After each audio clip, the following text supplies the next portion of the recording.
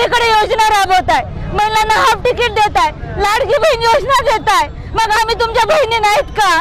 आम्हाला कसं रडायला येत नाही? तुम्ही दोन बहिणीमध्ये फरक करताय, एकीला सखी आणि एकी सावत्र करून ठेवली. काय फायदा त्या योजनांचा तुमच्या? तुम्ही आमच्याकडे लक्ष देत नाही, आम्हाला पगार देत नाही आणि फालतूच्या योजना राबवताय तुम्ही लोक. तुमच्याकडे योजना द्यायला पैसा आहे, आम्हाला आमच्या मेहनतीचा पैसा द्यायला पगार नाहीये तुम्हाला. अपनी विभिन्न मांगों को लेकर नांदेड़ जिला कलेक्टर ऑफिस के सामने शिक्षक समन्वय संघ का सांकेतिक आंदोलन चल रहा है. पालक मंत्री गिरीश महाजन शनिवार को योजना समिति की बैठक के लिए नांदेड़ आए हुए थे. बैठक के बाद उन्होंने धरना स्थल का दौरा किया. जैसे ही पालक मंत्री धरना स्थल पहुंचे, प्रदर्शनकारी महिला शिक्षक ने उनके पैर पकड़ लिए और उनसे अपना वेतन देने की गुहार लगाई. इस वक्त महिला टीचर की आंखों में आंसू थे. इस दौरान प्रदर्शनकारियों ने पालक मंत्री के सामने नारेबाजी भी की.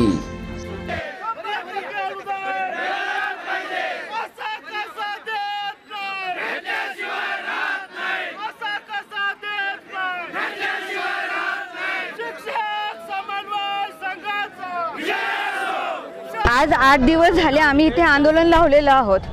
इतकी वर्ष झाले सरकारला आम्ही सांगतोय आम्हाला टप्पावाढानी प्रचलित द्या, पण त्यांनी डोळे बंद करून बसलेले आहेत.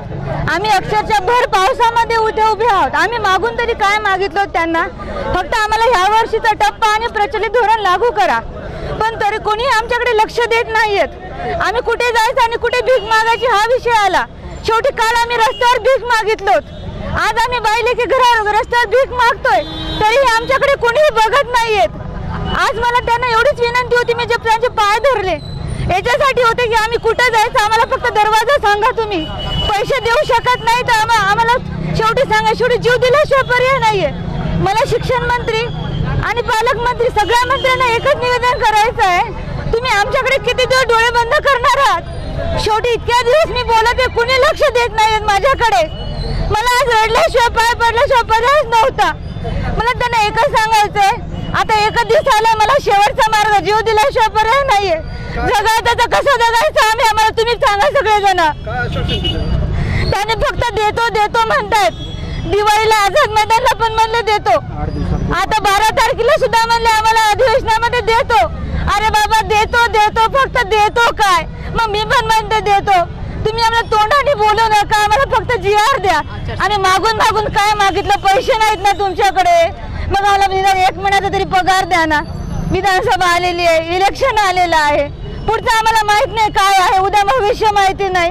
फक्त 1 महिन्याचा तरी पगार आम्हाला अगोदर देऊन टाका ना तुम्ही. त्याच्यानंतर भले तुम्ही आम्हाला जानेवारीमध्ये पुढची पगार द्या, पण तरी त्यांनी आमच्याकडे दुर्लक्ष करतायत. असं का करताय तुम्ही? तुम्ही सगळीकडे योजना राबवताय, महिलांना हाफ तिकीट देताय, लाडकी बहीण योजना देताय, मग आम्ही तुमच्या बहिणी नाहीत का? आम्हाला कसं रडायला येत नाही? तुम्ही दोन बहिणीमध्ये फरक करताय, एकीला सखी आणि एकी सावत्र करून ठेवली. काय फायदा त्या योजनांचा तुमच्या? तुम्ही आमच्याकडे लक्ष देत नाही, आम्हाला पगार देत नाही आणि फालतूच्या योजना राबवताय तुम्ही लोक. तुमच्याकडे योजना द्यायला पैसा आहे, आम्हाला आमच्या मेहनतीचा पैसा द्यायला पगार नाहीये तुम्हाला. काय बोलणार मग मी याच्या व्यतिरिक्त? देखने के लिए हमारे चैनल को लाइक और सब्सक्राइब कीजिए. हमसे संपर्क करने के लिए 9049032007 पर कॉल या व्हाट्सएप कर सकते हैं.